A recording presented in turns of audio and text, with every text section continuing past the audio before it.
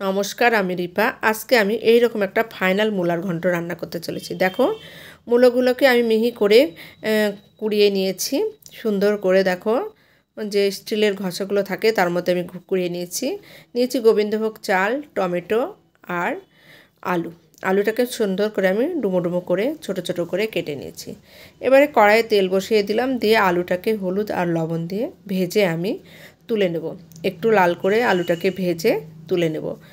আলুটা এটা আমি পরে ইউজ করব, সেই জন্য আমি ভেজে তুলে নিচ্ছি। এবারে ওই তেলের মধ্যে আমি একটা শুকনো লঙ্কা, তেজপাতা আর জিরা ফোড়নে দিয়ে দিলাম। দেওয়ার পরে ওর মধ্যে একটু কাজু আর একটু কিশমিশ আমি দিয়ে দিলাম। দিয়ে কাজু কিশমিশটা ভেজে নিয়ে ওর মধ্যে একটু টমেটো দিয়ে দিলাম। এবারে ওর মধ্যে আমি জিরা, লঙ্কা আর আদা বাটা ছিল সেটা আমি এর মধ্যে পরিমাণ মতো মশলাটা আমি দিয়ে দিলাম। দিয়ে এর মধ্যে হলুদ, একটু লবণ আর একটু চিনি দিয়ে মশলাটাকে একটু সুন্দর করে কষিয়ে নেব। ফ্রেন্ড, এই আমার রান্নাগুলো তোমাদের কেমন লাগে তা কমেন্ট করে অবশ্যই জানাবে। আমার রান্নাগুলো ভালো লাগলে ফলো করে আমার পাশে থাকবে। দেখো ফ্রেন্ড, মশলাটা কষানো হয়ে গেছে। এবারে আমি যে গোবিন্দভোগ চাল রেখেছিলাম এটা আমি এর মধ্যে দিয়ে দিলাম। সম্পূর্ণ নিরামিষ কিন্তু এই মূলার ঘন্টটা। এই ঘন্টটা খেতে কিন্তু দুর্দান্তই লাগে ফ্রেন্ড। চালটা ভেজে নিয়ে ওর মধ্যে যে মূলোটা আমি কুড়িয়ে রেখেছিলাম সেই মূলাটাকে এর মধ্যে দিয়ে দিলাম। সিজন শেষ হতে হতে ফ্রেন্ড, মূলো এখন অ্যাভেলেবেল বাজারে পেয়েই যাচ্ছ। আমার মতো করে ঘন্টটা একবার রান্না করে খেয়ে দেখো ফ্রেন্ড। আমি কিচ্ছু বানিয়ে বলছি না, আশা করি মূলার ঘন্টটা তোমাদের খেতে দুর্দান্তই লাগবে। যারা নিরামিষ পছন্দ করো এইভাবে করে নিতেই পারো।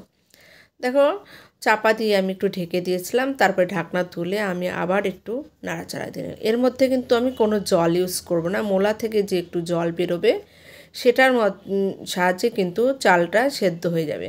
তাই গ্যাসের হিটটা খুব হাইতে দেবে না, একদম নেভা আঁচে দিয়ে কষিয়ে কষিয়ে এটাকে রান্না করবে। একটু ধীরে সুস্থে রান্না করবে, দেখবে মূলার ঘন্টটা দুর্দান্ত কিন্তু হয় খেতে। দেখো, আমি সুন্দর করে কিন্তু কষিয়ে নিচ্ছি। দারুণ করে কষাবে। এই যে মূলার একটা যে জল আছে ভেতরে, একটু হালকা একটু জল বেরোবে, সেই জলেই কিন্তু এই মূলার চালটা সেদ্ধ হয়ে যাবে। এর মধ্যে আর কোনো জল ইউজ করতে হবে না। দেখো, চালটা প্রায় আধা সেদ্ধ হয়ে গেছে, আর একটু সেদ্ধ হবে, সেই জন্য আমি একটু টিপে দেখছিলাম চালটা সেদ্ধ হয়েছে কিনা। তাই মূলাটাকে আমি একদম হিটটা কম দিয়ে আমি সুন্দর করে কষাচ্ছি। দেখো, ভাজা যে আলুটা ভেজে রেখেছিলাম সেটাকে আমি এর মধ্যে এবার দিয়ে দিলাম। ভাজা আলুটা দিয়েও আবার সুন্দর করে কিন্তু আমি কষাবো। যেহেতু আলুটা আরেকটু সেদ্ধ হবে আর চালটাও আরেকটু সেদ্ধ হবে, তখনই পারফেক্ট সময়ে আলুটা দিলাম।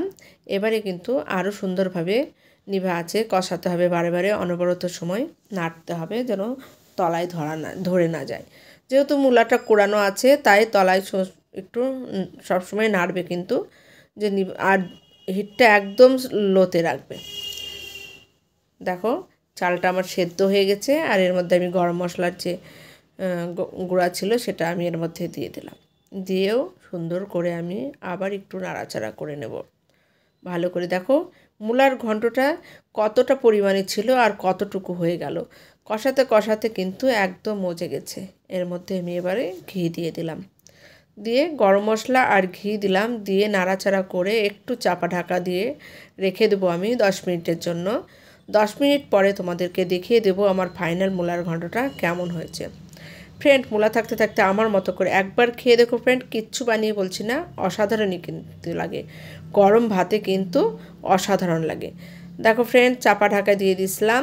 এবারে আমি একটা থালায় তুলে তোমাদেরকে দেখিয়ে দিলাম মূলার ঘন্টটা কত সুন্দর হয়েছে, দুর্দান্ত হয়। ঠিক আছে ফ্রেন্ড, নমস্কার, ভালো